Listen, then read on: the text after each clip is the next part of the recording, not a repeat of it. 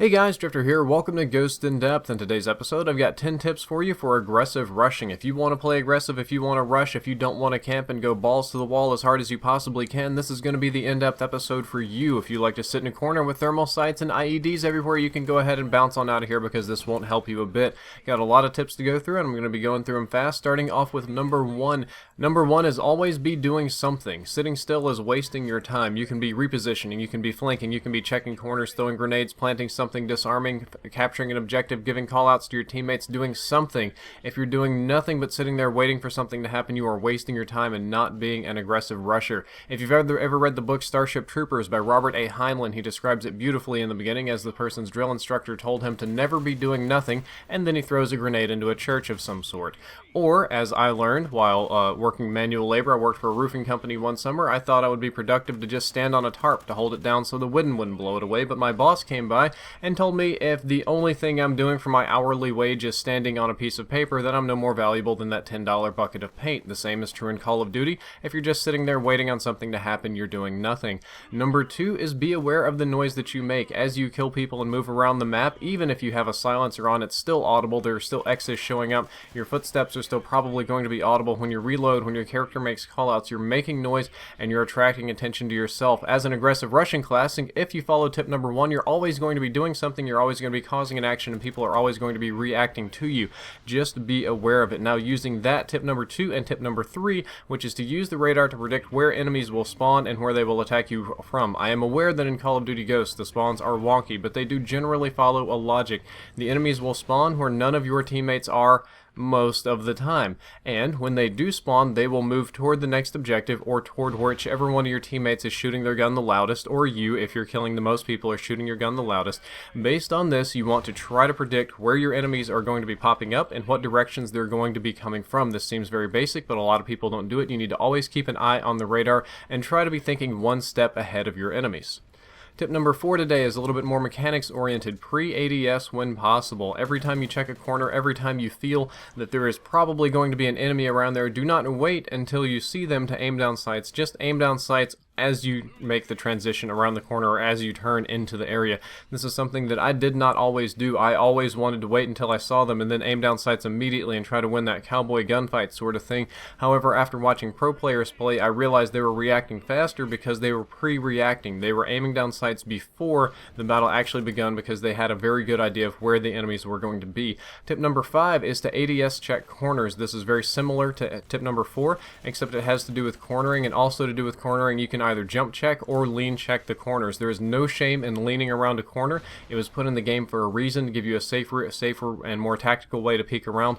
Also, jump shotting or jump checking is very, very effective. If you move around the corner in the air at maximum speed with your elevation changing, it doesn't hurt your accuracy at all in Call of Duty Ghosts or any Call of Duty game as far as I'm aware, and it allows you to shoot the enemy. It kind of throws off their aim and puts the ball in your court. You have the advantage. So when you're cornering, you want to ADS check, jump check, or lean check. Tip number six is that you mostly want to use speed perks. There are a variety of speed perks in the game, but the ones that I find to be the most useful are Lightweight, Quick Draw, Stalker, Ready Up, and Steady Aim.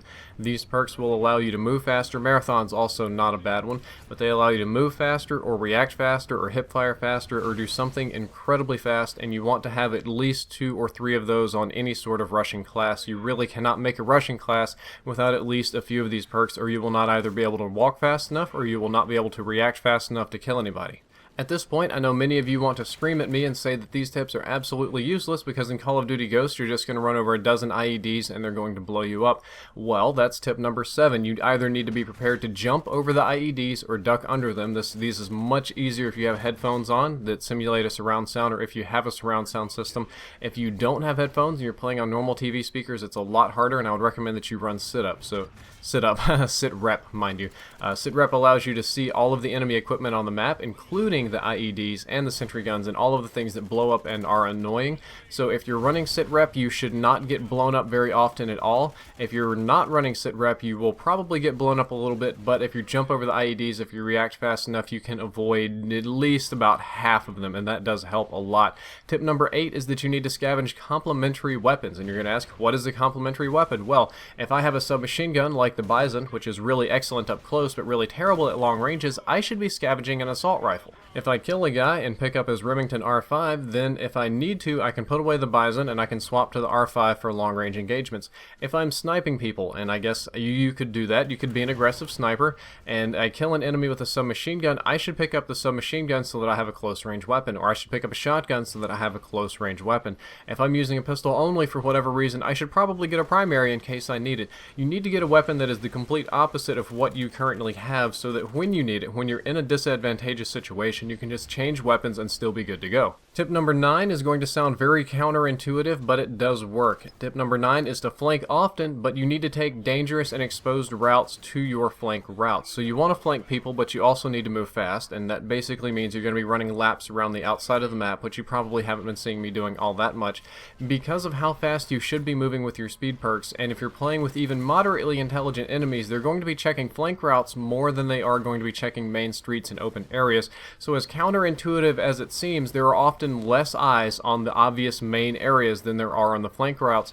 So they're a good portion of the time, if you're fast enough, if you time it right, if you throw a smoke, if you throw a grenade, if you just know where they are, if you've been paying attention to tip number 3, which is to use the radar, you can scoot across the big dangerous areas, the big open fields, the open streets, the number 1 choke points, before the enemy will see that you're there, and then move to your flank routes faster and flank them harder. The harder, faster you flank, the better you get, the faster you get places, the more effective you are, and taking these dangerous shortcuts do help a lot.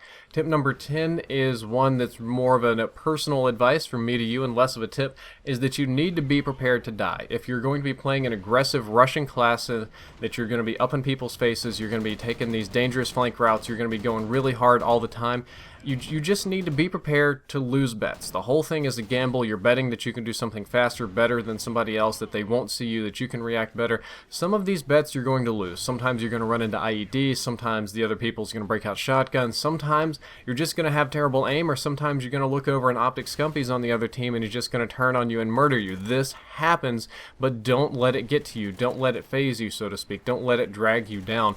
You are going to go 20 and 10. You're going to go 30 and 15. You're going to go 40 and 12 or something like that. You're not going to go 50 and 0 with these aggressive rushing tips, but do not let it get to you down. The average kill death ratio can still be good, and it can still even go up, but you just don't get bothered by those little frustrating deaths. Just keep at it, keep rushing hard, keep going at them, and keep pressuring the enemy. You dictate to them what happens. You don't let them dictate to you what the engagement is going to look like. Well guys, that's all for this episode of In Depth. I hope that you enjoyed it, and I hope that you learned something useful. If you'd like to check out the previous episode that was on the MTAR X nerf, you can click the box on the left. That'll open a new window. If you'd like to check out the next episode, I don't know what that's going to be because I want you to recommend it to me.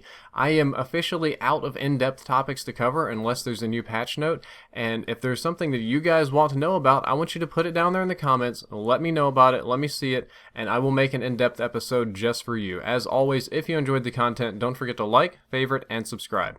Drifter out.